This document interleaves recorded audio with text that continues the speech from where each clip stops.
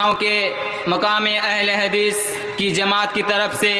ہمیں عنوان دیا گیا ہے کہ ہم اہل حدیث کیوں ہیں۔ برادران اسلام، میں سب سے پہلے آپ لوگوں کے سامنے بڑی نازک سی دو باتیں رکھ رہا ہوں، اور آپ یہیں سے سمجھے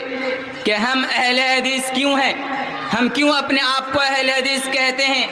اور ہم کیوں اہل حدیث کی طرف دعوت دیتے ہیں۔ آپ اس کو سمجھنے کی کوشش کریں۔ دیکھیں اللہ پچھلی امتوں کے ساتھ اللہ تعالیٰ کا یہ معاملہ تھا کہ جب امت دین کو بدلتی، اللہ تعالیٰ نے دین ان کے پاس بھیج دیتے، اور اب قوموں کے اوپر یہ ذمہ داری ہوتی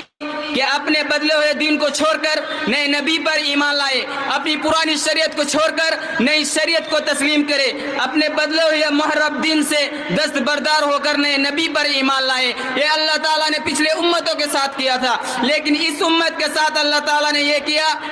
کہ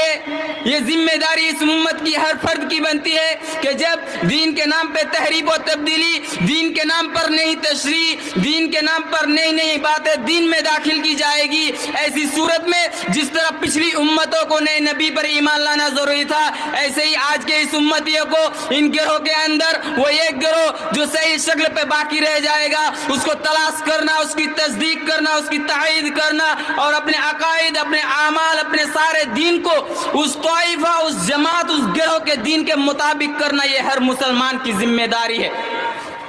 میرے بزرگوں، یہ بہت بڑی بات ہے، یاد رکھنا۔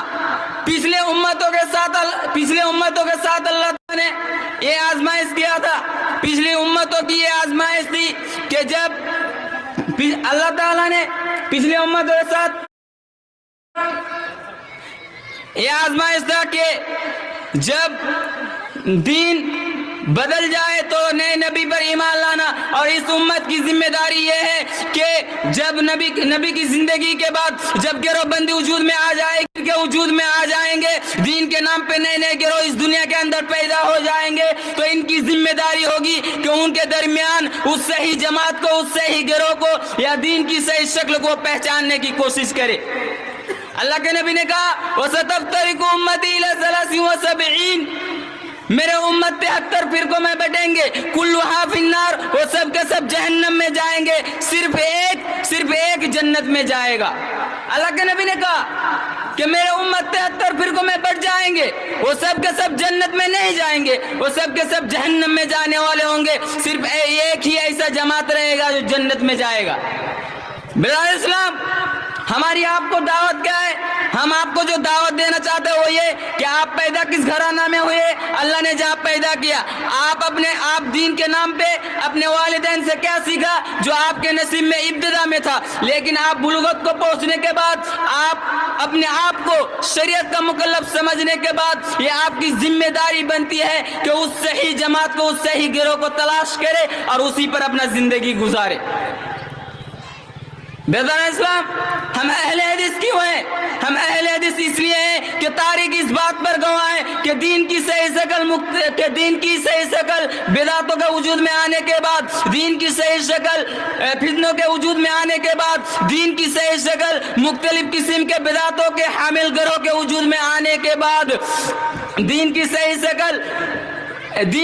شکل کو صحابہ تابعین سے لے کر اس امت کے پاس جس نے پہنچایا ہے، دین کی صحیح شکل کو صحابہ تابعین سے لے کر وہ اس امت کے پاس نقل کرتے چلے آئے ہیں، تو وہ صحابہ کرام کے بعد وہ اہل حدیث ہے، وہ اہل الحدیث ہے، وہ اہل حدیث ہے۔ اس لیے ہم یہ بات بڑے واضح الفاظ کے ساتھ کہنا چاہتے ہیں کہ دنیا والوں، اہل حدیث کو ہم ایک مسلک کے طور پر کبھی آپ کے سامنے متعارف نہیں کروانا چاہتے۔ ہماری یہ دعوت ہے، ہمارا یہ پیغام ہے کہ دنیا والوں دیکھو، مسلک اہل حدیث بر صغیر میں وجود میں آنے والی کسی جماعت کا نام نہیں ہے، مسلک اہل حدیث اس 150-200 سال میں وجود میں آنے والی کسی جماعت کا نام نہیں ہے، مسلک اہل حدیث یا پھر طریقہ اہل حدیث، منہج اہل حدیث، یہ اس دین کی صحیح شکل کا نام ہے جو